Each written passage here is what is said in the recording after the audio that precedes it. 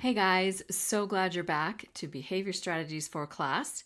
This is the podcast that empowers educators with effective behavior strategies that work so that you can teach. And today we're going to talk about creating a classroom of trust. Building trust is the heartbeat of your classroom. And this is a process where you have to be intentional to help your students thrive. Because when you have trust in your classroom, your students feel safe. And this involves open communication, consistency, vulnerability. And ultimately, it's the day-to-day reliability that makes the most difference for you and your students. So we're going to dive a little bit deeper into this, have some fun ideas for you guys, so stay tuned. Welcome to Behavior Strategies for Class. I am Diane Bachman, your behavior paraprofessional with over 15 years of experience working in special education. And I'm so glad you're here because I'll be teaching you about social-emotional learning, behavior strategies, trauma-informed care, and more. So if you are tired of being frustrated and not knowing what to do with your students who have challenging and disruptive behavior, you're in the right place.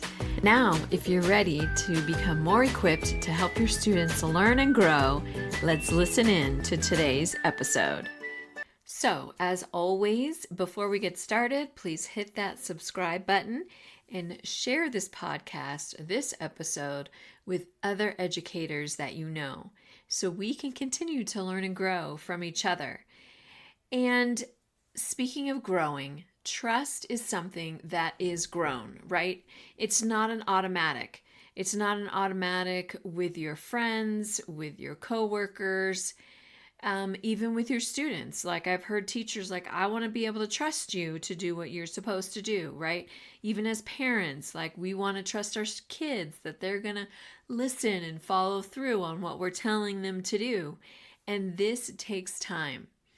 And so we have had students in our behavior program at the elementary schools that I worked at who have been in the foster care system. So building trust with them is definitely a very long process because unfortunately all the adults in their lives have let them down, have betrayed them, have not showed up when they said they would. Like their words mean nothing. So when we come in and we're like, no, dude, like I said we could do this, like we're going to do it. And so that's kind of a shocker for them. So don't be dismayed when those students kind of push back, or even if they're not in the foster care system, they've had adults in their lives not trustworthy. And so now you are going to step up and you're going to be this adult so that they can see the world is not full of distrustful adults. There is a positive side to caring adults. And so like one of the students I worked with, he was older and he would say, like, he can tell. He's like, I know you guys are lying. Or I know, she's not able to follow through. Or I know when you say this, but it's really not going to happen. Or you really mean this. And that is something that he just learned growing up. And he was in the foster care system. So unfortunately, he really had a rough time. And I was really blessed to have a sweet conversation with him and just remind him, like, all the adults are not this way. There are good people out there. There are good, kind people out there who will care about you.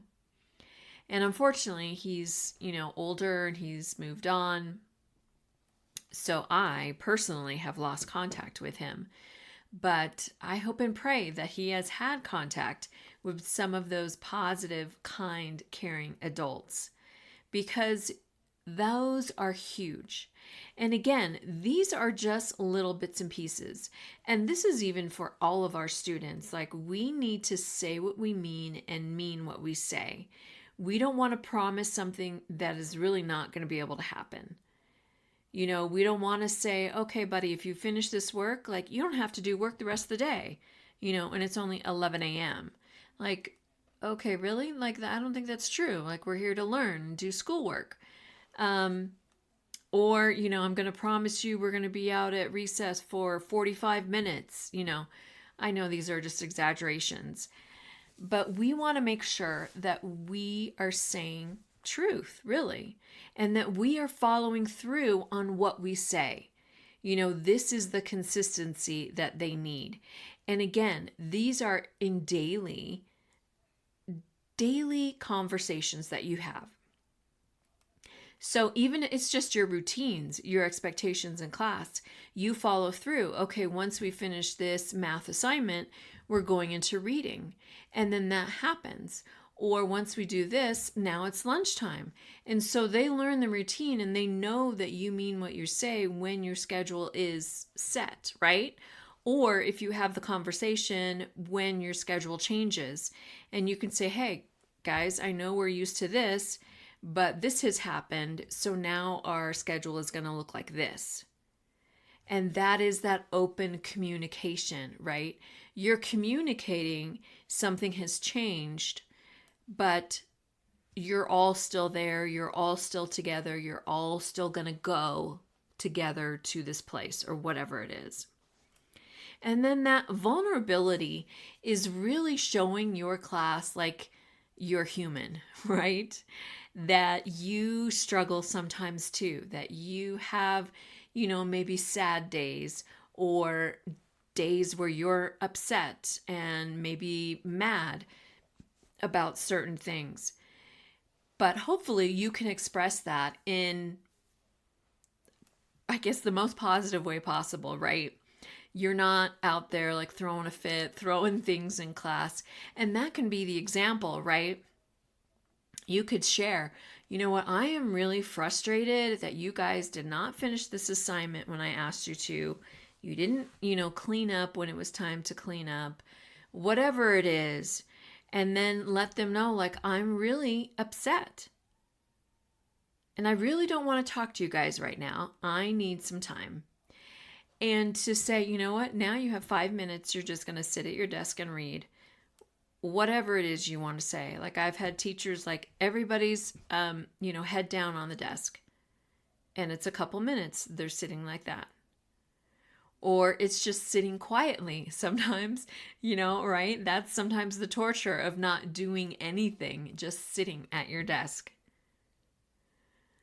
So it's showing them like, yeah, I'm upset, but I'm not going to the extreme of, I'm going to throw everything, off of my desk, or I'm just going to walk out of the classroom and not come back, or I'm going to yell and scream at you for 20 minutes. And like, no, those are not the positive behaviors that you want to role model for your students. So back to the fun stuff, right? So we're going to be talking about back to school already. I'm not ready for it, man. I love summertime. I love the sunshine, the warmth, the outside, all of those fun things. I'm not ready to set my alarm for every day, which hopefully I'm sure you guys are that way too. But when you do go back, I know usually the first, sometimes 2 weeks of school, you are establishing those routines, those expectations, and having that open communication with your students and teaching them this is going to be the consistency in our classroom. This is the way things are going to run in our classroom. And please also take the time to get to know who your students are, their likes, their dislikes, what they like to do for fun, how their summer was, what did they do? We had some students, man, they would be going on cruises, they'd be going out of the country, they'd be, doing all kinds of fun stuff. Let them share some of that. So, a few ways that you can start to build trust, start to get to know your students, have that open communication. These are some games that I have seen work. And sometimes the teachers, if I'm in the classroom, sometimes the teachers will get me involved too. And that's always fun as well. But one of the games is having a beach ball, and there's like random questions on there. Now, I've seen it a couple ways where teachers create their own, right? You just get that plain beach ball and then you write on there whatever questions you want. Other times I've seen you can buy that beach ball with those questions on there and use that. And so then the whole class sits in a circle and you just throw it, back and forth. And it could be stuff, what was your favorite part of summer? What are you excited about to learn in school this year? Who do you want to sit next to, or what do you like to do at recess? I don't know. All these kinds of different questions. That's a fun way to open that communication. Another way that's fun is the bingo. And in each square is something different. And the students have to go around and find students to fill in those squares. So, for example, one square would say, I have a brother. And then you find, oh, Susie has a brother. Susie needs to put her name in that square. Or the next one is, I have a cat and a dog. You need to find somebody in the classroom. Okay, Bob has a cat and a dog, and Bob has to write his name in that square. And then once they get, 5 in a row or whatever it is, then they win that bingo. But they have taken the time then to get to know their classmates and a little bit about them and their families. That's another fun way to get to know them. Another one is telephone, and kids still love this, where you have your students. Now, I've seen it different ways, where you have students either just lining up and you have it that way. I've seen students like sitting just randomly around the room. I've seen classes where students are laying on the floor and they pass this saying. So, the teacher starts it by saying, I'm excited about school this year. And then, that student has to whisper it to the next one. And then she whispers it to the next one, and so on, until you get all the way to the end. And then you wait and see, what does that student going to say? And sometimes it comes up kind of crazy. Other times it's pretty close to what you already said. But that's another fun way, just to share some laughs and giggles with your students. Another game you can play is Never Have I Ever. And I've seen mostly the older kids play this game.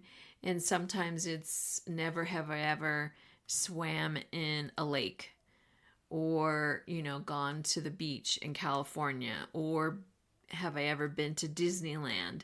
Those kinds of things, and getting to know your students that way. And then, like I said earlier, you can give them a time to share about their summer. What was some of their highlights, or what they really love doing during the summer? Kids love, of course, talking about themselves, right? They want you to know how everything is going and what they did for fun. And then you share, what were some highlights for you for the summer? What did you do? Did you guys go camping? Did you go out of state? Did you just take a weekend trip? Did you just take a day trip? What was it that you and your family did? They also love to hear from you and what you did. Because again, that's that open communication. You're being vulnerable and you're sharing a little bit about you. And this is helping create that space for trust. And so again, as trust is created, there's that openness, that responsibility to reciprocate back and forth and having that conversation.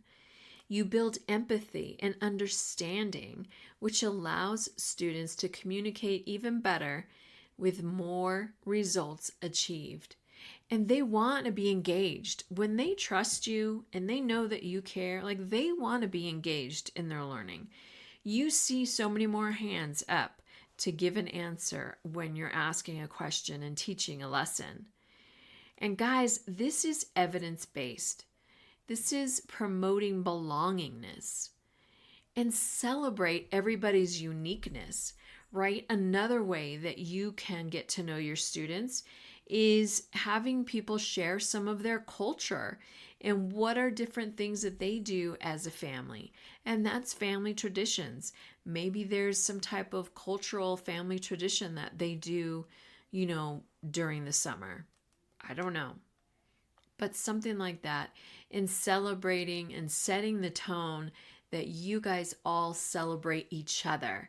You want to get to know each other, and it's okay that you are all different, right? And celebrate those differences, those strengths and weaknesses, and being able to come together and be stronger together. Guys, this is just so exciting. I just love this part of getting to know your students. Of course, I'm not always involved in all the fun stuff that way, but we try as well to get to know our students who are in the behavior program and just talking with them and their families and what they did. Because ultimately, this role modeling, this modeling of building trust in your classroom is really going to help all of your students, not just those who struggle with their behavior, with their family environment, but everybody benefits from this. And that you are showing them the positive side of relationships. And this ultimately is going to improve their mental health and their behavior and their growth for everyone in your classroom, right? Who does not want to see the positive interactions between students and teachers? I am excited for you for next year. I know I'm not ready for it, and I'm sure you're not ready for it yet, but there is a lot of hope and excitement that you can have to be ready for next year, to be ready to have that impact and that influence on your students, because they are going to need you. They are going to need you to be consistent. They're going to need you to be yourself, right? And they are going to need you to teach them how to have open communication, right? Because that is going to help their behavior. Because instead of Sammy throwing a fit, having a meltdown because they're so frustrated with math, they can't get it, like they're calling themselves stupid over in the corner, they're throwing their pencil. But you come alongside and say, look, buddy, this is going to be hard because it's something new, but I'm going to walk you through this. Or if you're not able to do that, having another adult or another intervention group, putting them into a group where he can get that one-on-one support. So this like really trickles down, right, to all of the other interactions that those students have with other adults in the building, right? Because there's a ton of school staff that are there to help your students, right? And so when you show that example, it shows the other adults in the room that this is the positivity that you want to be shown in your classroom. And it really does trickle down. People feel that when they're in your room. And I know you're going to have an amazing year, and you're going to get to know your students and love on them as much as you can and show them you care and that you are for real, and that trust really matters, and that trust is available to them, and that you are going to continue to be that positive adult role model who is kind and caring to them. You're going to see such a difference and an amazing reaction to your students and see those smiles. And I can't wait to hear from you guys and find out, like, how has that worked, right? How have you seen a difference? So there is this quote I want to leave you with, and it's from Aaron Gruwell, who is the founder of Freedom Writers. If you have not seen that movie, please go watch that movie. It's amazing. And she says, I realized if you can change a classroom, you can change a community. And if you change enough communities, you can change the world. I love that because that's what you are doing, right? It starts in your classroom. It trickles to the communities, and the communities are part of the world. We're in this together. So before we go, I want to share one of the questions, and that is, can you really build trust with a student who has had broken trust? And that brings me back again to those students who have been in the foster care system, who have been to 2, 3, 4, 5 different foster homes by the time they're in 3rd grade. Like they don't want to trust you. They don't want to believe you. But this is where, again, all of these factors make a difference. And that is continued, that open communication, the consistency, and the vulnerability.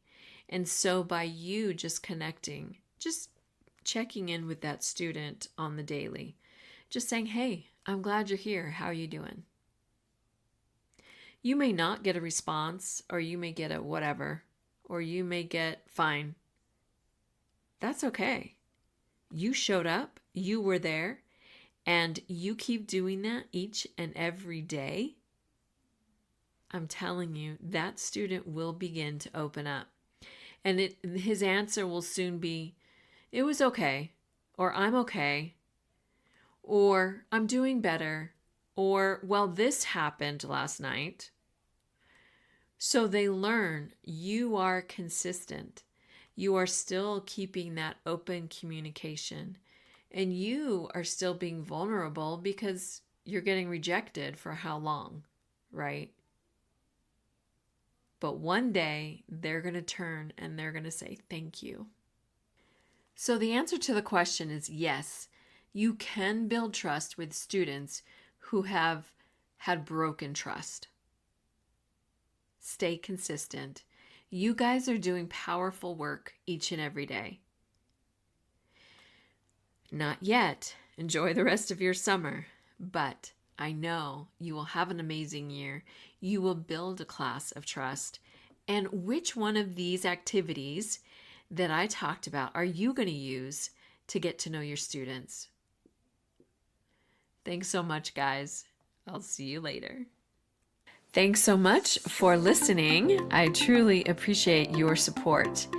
And if I have encouraged you, motivated you to continue to learn, to support your students, even better, to help them strive in your classroom, please leave a review, hit that subscribe button so that others can see they can learn and grow here as well. Thank you.